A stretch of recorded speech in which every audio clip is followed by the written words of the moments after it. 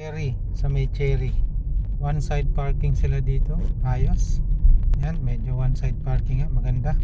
Puntahan ko sa dulo ng Cherry kasi yun yung park at saka madilim doon, tingnan natin.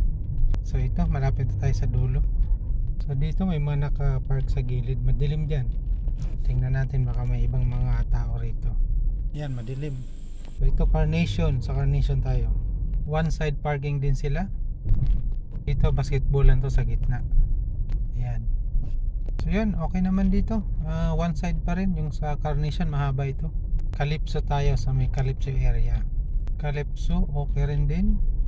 Calicia Street. So okay rin dito sa Calicia, nakakadaan. Dito sa Bordeaux, medyo maraming nakaparada pero one side lang. Ito yung Blackthorn.